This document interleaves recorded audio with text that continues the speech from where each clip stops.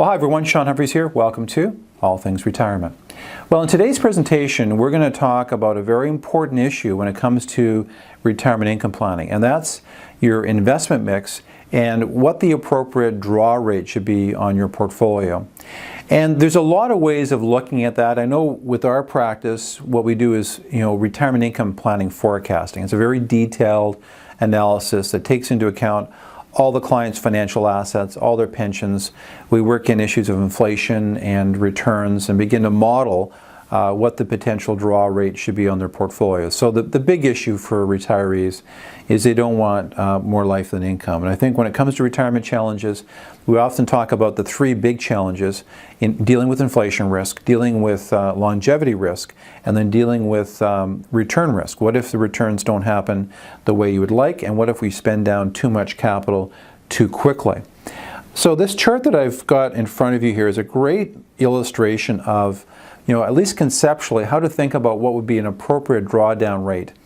And what we're looking at is the probability of meeting your income needs using different percentage drawdowns over a 25-year period and looking at various investment mixes. And so it's come to be pretty common that most of the analysis that's done in this area recommends that a 4% withdrawal rate over time is probably the optimized draw rate that you should initiate on your portfolio. Now again, the best way of looking at this analysis is a more detailed, robust retirement income planning scenario forecast that most advisors who specialize in this area will do. But if you're looking for a rough estimate as to what would be an appropriate draw rate, this is a good place to start. So on the top of the chart, on the left-hand side, you can see the different percentages going from left to right, and those percentages are going to tell us the probability that you're going to fund your income needs over a 25-year retirement at various draw rates. At the bottom of the chart, it looks at different investment mixes. And in fact, let me just take a look at that right now. So at the bottom, you've got a 100% bond portfolio. Then we're looking at a portfolio that's 75% bonds with the rest in equities or stocks.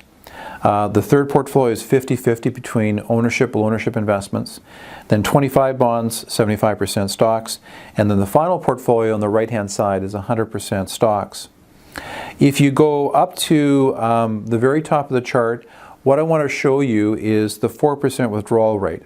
So at 100% withdrawal rate, if you go right to the 4% at the top there and then look directly to your left, it's anticipated that a stock portfolio, 100% stock portfolio, has 88% probability of funding the income over the 25-year period. So it's not 100%, but it's not too bad.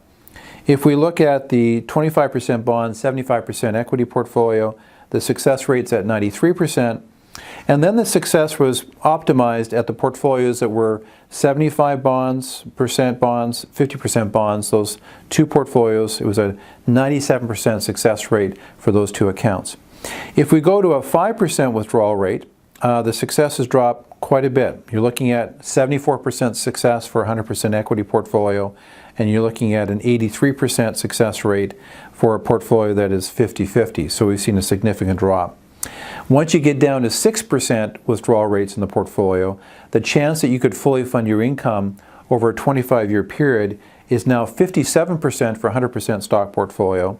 And if we look at a portfolio that, let's say, 75% bonds, 25% stocks, that's a 47% chance of success, and a 57% chance of success if you're looking at a portfolio that's 50% stocks, 50% bonds, and we're looking at about a 58% chance for a portfolio that's 25% bonds, 75% stocks.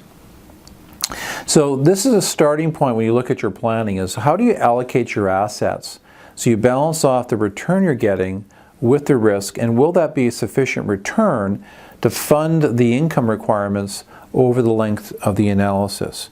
So keep in mind that 4% draw rate. As you're doing your own forecasts, that's a good place to begin when you're trying to model out what kind of income you should be taking from your portfolio and take into account these various investment mixes.